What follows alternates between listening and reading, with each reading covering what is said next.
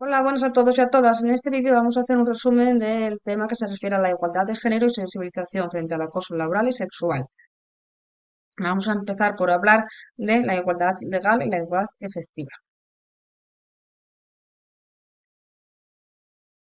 Aunque los estados democráticos reconocen la igualdad de todas las personas ante la ley, hace falta que se produzcan además cambios sociales y estructurales que hagan de este principio constitucional una igualdad real y efectiva. Debido a los valores sociales y culturales sigue existiendo una gran distancia entre la igualdad legal y la igualdad real. Tenemos la igualdad efectiva o real, entendiéndola como un tratamiento equivalente para hombres y mujeres independientemente de su sexo. Para hacer frente a la problemática derivada de las desigualdades existentes entre hombres y mujeres, las instituciones públicas han desarrollado una serie de iniciativas políticas. Estas medidas se han denominado políticas de igualdad de oportunidades y han sido desarrolladas de distintos organismos de ámbito internacional, estatal, autonómico y local. Uno de los instrumentos más conocidos que utilizan los organismos públicos para luchar contra la discriminación y las desigualdades son los planes de igualdad de oportunidades. El objetivo de establecer un plan de igualdad en una empresa es alcanzar la igualdad de trato y de oportunidades entre hombres y mujeres y eliminar la discriminación por razón de sexo. En los planes de igualdad se establecen las estrategias y prácticas a adoptar y el establecimiento de sistemas de seguimiento y evaluación. Una de las manifestaciones más notables de la desigualdad entre varones y mujeres es la invisibilización de la mujer en el lenguaje.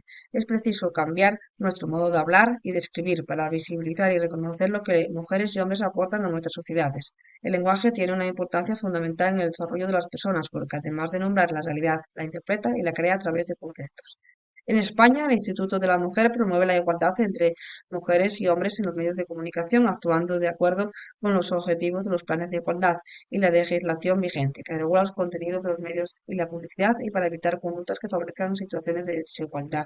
La utilización de la imagen de las mujeres con carácter vejatorio o discriminatorio y sigue las pautas marcadas de acuerdos internacionales, como la Conferencia Mundial de la Mujer de Beijing de 1995 y cinco y las demandas del Consejo de Europa a los Estados miembros para que promulguen sus legislaciones.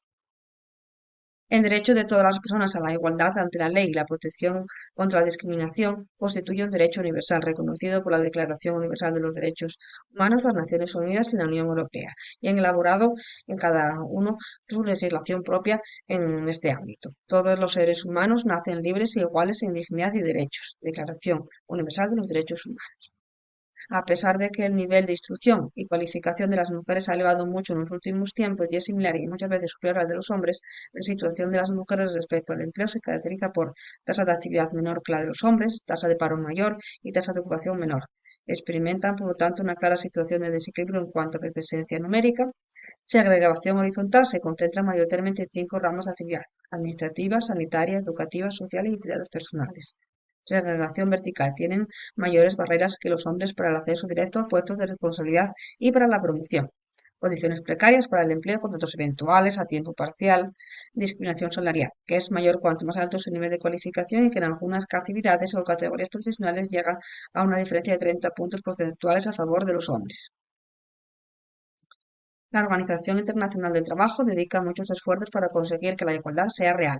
Su principal objetivo es que tanto hombres como mujeres puedan acceder de forma igualitaria a trabajos bien remunerados, productivos y en un contexto seguro de libertad y dignidad humana.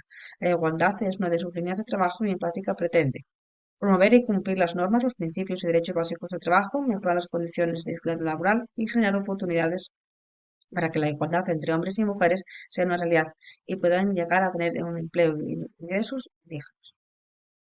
Diversos estudios e informes realizados en los últimos años ponen de manifiesto la mayor rentabilidad de las empresas que cuentan con una participación más equilibrada de mujeres y hombres en sus plantillas y en su toma de decisiones, algo que no solo redunda en una mayor reputación de las entidades, sino que contribuye a enriquecer la gestión de estas, favoreciendo un mejor clima laboral y mejores resultados económicos.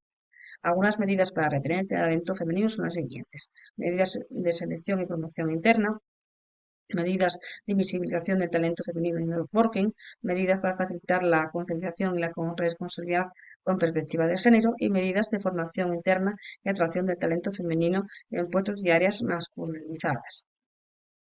La normativa busca desarrollar y garantizar los derechos de las personas lesbianas, gays, bisexuales, trans y intersexuales y erradicar cualquier situación de discriminación. Así, la legislación recoge medidas de acción en distintos ámbitos como el laboral, educativo y sanitario. En cuanto al ámbito laboral, una de las medidas con mayor repercusión es la obligatoriedad de desarrollar medidas específicas recogidas en un protocolo o plan LGTBI para empresas, que que deben impulsar las mismas con una plantilla superior a 50 personas trabajadoras. La libertad sexual es el derecho que tienen las personas para decidir sobre su sexualidad, es decir, utilizar su cuerpo como deseen, seguir una u otra orientación sexual, hacer y aceptar las propuestas que se prefieran, rechazar las propuestas no deseadas y respetando siempre la libertad sexual de la otra persona. Existen diferentes formas de atacar la libertad sexual. Agresión sexual es cualquier comportamiento sexual impuesto por medio de violencia física, intimidación, coacción o amenaza. Abuso sexual es cualquier comportamiento sexual realizado sin consentimiento de la víctima.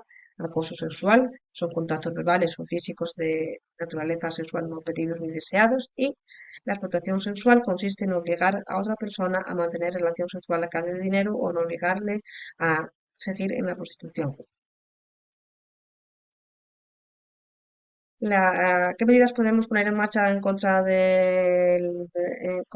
para favorecer para favorecer la garantía de la libertad sexual? Las empresas deberán promover condiciones de trabajo que eviten la comisión de delitos y otras conductas contra la libertad sexual y la integridad moral en el trabajo, y se podrán negociar medidas con los representantes de los trabajadores, tales como la elaboración y difusión de los códigos de buenas prácticas, la realización de campañas informativas, protocolos de actuación o acciones de formación. La violencia comprende cualquier acto de violencia basado en el género que tenga como consecuencia o que tenga posibilidades de tener como consecuencia perjuicio o sufrimiento en la salud física, sexual o psicológica de la mujer, incluyendo amenazas de dichos actos, coerción o privaciones arbitrarias de su libertad, tanto si se producen en la vida pública como en la privada. La teoría del ciclo de la violencia formulada por la antropóloga Leonor Waller es muy útil para entender los comportamientos de algunas mujeres que sufren violencia por parte de las mujeres. Sería una primera fase de acumulación de tensión, que es donde se pone toda la tensión hay cambios imprevistos y repentinos en el estado de ánimo y lleva a reacciones agresivas. Fase 2, explosión de la violencia y después una reconciliación en la fase de luna de miel. ¿Qué medidas podemos poder tomar en el trabajo? Suspensión o extinción del contrato para las víctimas de violencia de género, reducción de la jornada por violencia de género. Las personas trabajadoras que tengan consideración de víctimas de violencia de género o de víctimas de terrorismo tendrán derecho para hacer efectiva su protección o su derecho a la asistencia social integral, a la reducción de la jornada laboral con disminución proporcional del salario o a reducción del tiempo de trabajo a través de la adaptación del horario, de la aplicación de horario flexible y de otras formas de ordenación del tiempo de trabajo que utilicen en la empresa. Movilidad geográfica ante la violencia de género, interrupción del cómputo y duración de contratos formativos, la interrupción del periodo de prueba o el despido nulo. En el ámbito laboral, tanto el acoso sexual como el acoso por razón de sexo se tratan como manifestaciones de la violencia machista. En la actualidad, esta se considera una problemática social de gran magnitud, de ahí que el estudio de estas manifestaciones sea necesario para conseguir detectar dicha violencia, prevenirla y eliminarla.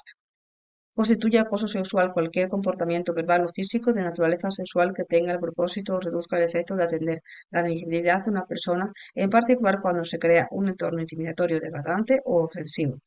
Y constituye acoso por razón de sexo cualquier comportamiento realizado en función del sexo de una persona con el propósito o el efecto de atentar contra su dignidad y de crear un entorno intimidatorio, degradante u ofensivo.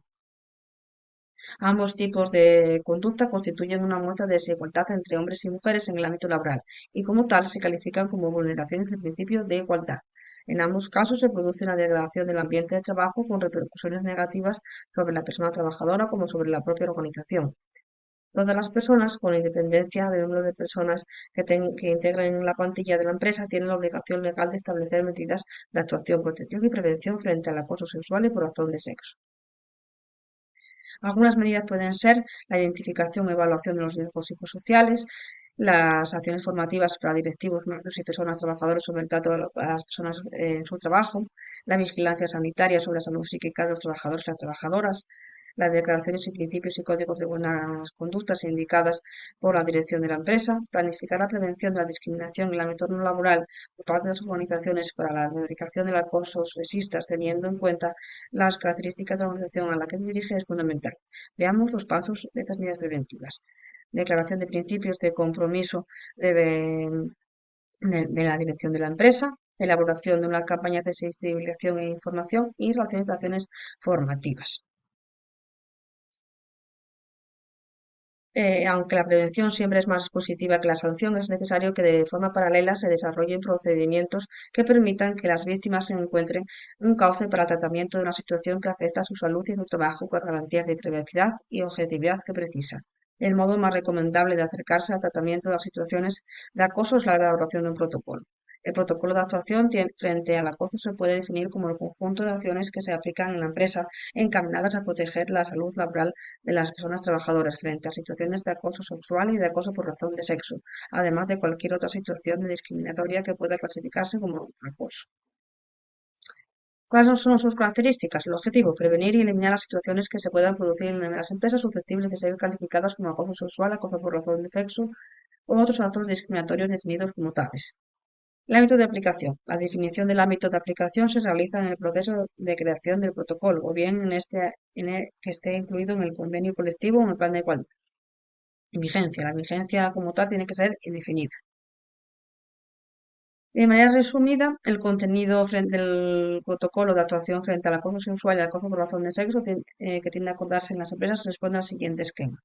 Posicionamiento de la organización frente al acoso, concreto y tipificación del acoso, recursos humanos, técnicos y materiales, los causas de la denuncia, las medidas cautelares, los procedimientos informales, los procedimientos formales y, por último, el régimen disciplinario y sancionador. Y hasta aquí el resumen de este tema de igualdad de oportunidades y acoso por razón de sexo en el trabajo. Nos vemos en nuestros vídeos. Hasta pronto.